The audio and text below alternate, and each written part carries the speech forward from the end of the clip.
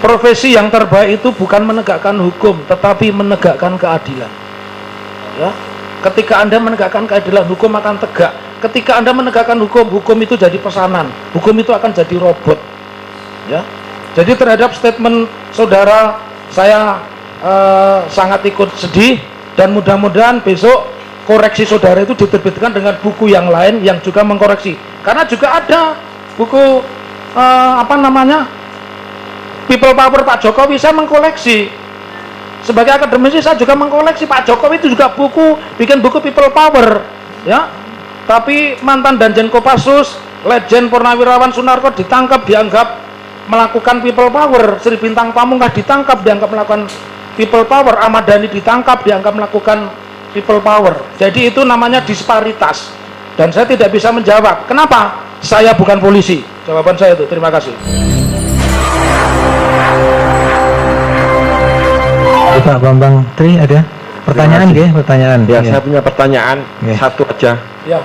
Jadi saya lebih percaya kepada kata-kata yang tak terucapkan. Ya. Jadi saya bertanya kepada saudara ahli. Ya. Satu saja tadi terpicu oleh kalau ada masalah dengan buku, ya jawablah dengan buku. Betul.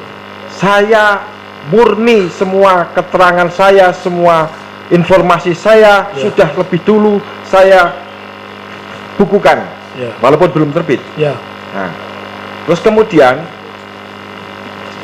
secara hukum, karena bagaimanapun ini akan berakibat ke masalah hukum, saya sudah melakukan apa yang dinasihatkan oleh para ahli, yaitu gugat perdata ke Pengadilan Negeri Jakarta.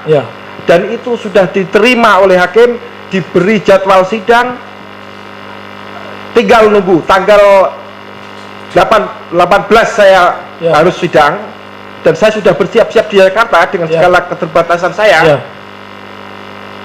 Tiba-tiba tanggal 5 saya ditangkap tanpa mekanisme pemanggilan saksi yang benar. Saya disekap seolah saya melakukan kejahatan tangkap tangan. Apakah menurut ahli, pendapat ahli, itu tidak merupakan suatu perbuatan obstruction of justice yang saya pikirkan itu, Bapak, yang dilakukan polisi itu mengganggu proses peradilan yang sedang berlangsung di pengadilan lain di Indonesia. Ya, mohon dijelaskan itu. Sebelum saya jawab ke sana, saya ingin menerangkan, saya pernah menjadi mahasiswa tahun 80-an, saya menjadi mahasiswa, ya.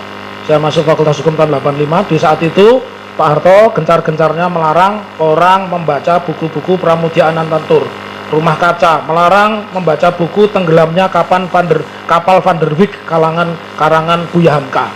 Jadi menurut saya, kalau sekarang masih memakai praktek itu, maka kita sedang tidak hidup di negara yang berdasar hukum, tapi negara yang berdasar PNPS 1163, atau negara yang masih mendasarkan pada aturan undang-undang subversi.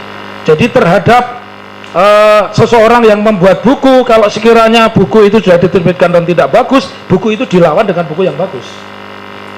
Beda halnya kalau buku itu punya nilai pidana, apa? Buku itu karya orang lain, ya, tapi dia melakukan plagiasi. Misalkan plagiasinya 30%, seperti Dr. Ipong S. Azhar, dia membuat buku dari Jenggawasi Ria-Ria, ternyata itu karya tulis mahasiswanya. Dia doktor, nulis di mana-mana, akhirnya UGM mencopot dia sebagai doktor, namanya Ipong S. Azhar. Jadi itu mekanisme UGM itu betul.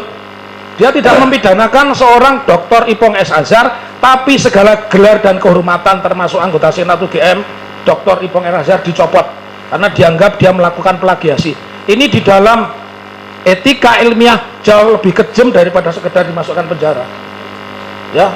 Terus terhadap yang saudara tanyakan, menurut saya tadi sudah saya sebutkan, itu bagian dari selain obstruction of justice, menghalangi proses pembenaran, mencari kebenaran di pengadilan, ya.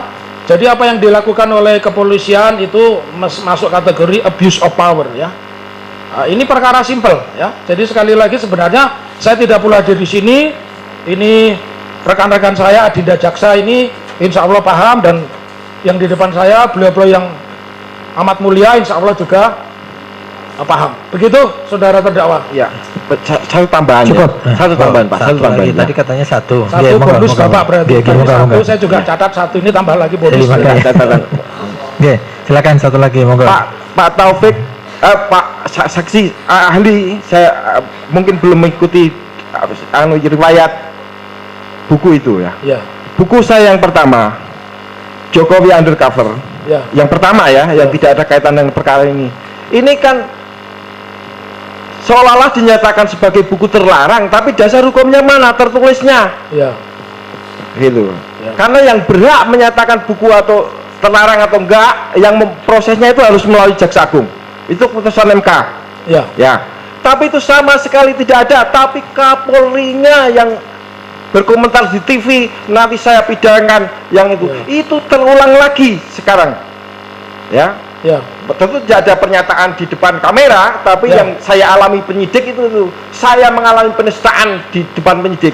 Ya. Nah, kowe ngarani Jokowi PKI, lu sopo sih tahu ngarani Jokowi PKI? Langsung saya bantah begitu.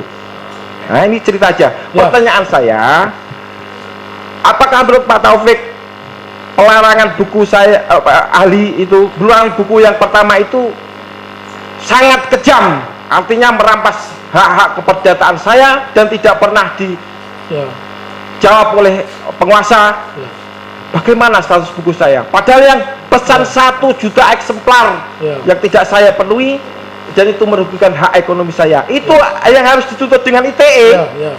Bagaimana pendapat ahli? Ya, kalau saya Ya, tertarik ya. karena saya hobi baca, jadi mohon tolong soft filenya Anda kirim ke saya ya. Yang pertama, nanti yang kedua juga. Ya, jadi terus tanggapan terhadap pernyataan saudara, memang kita sudah harus membiasakan. Tadi di awal sudah ditanya oleh penasihat hukum, di YouTube, Facebook itu ada emotionnya like, dislike, share dan sebagainya.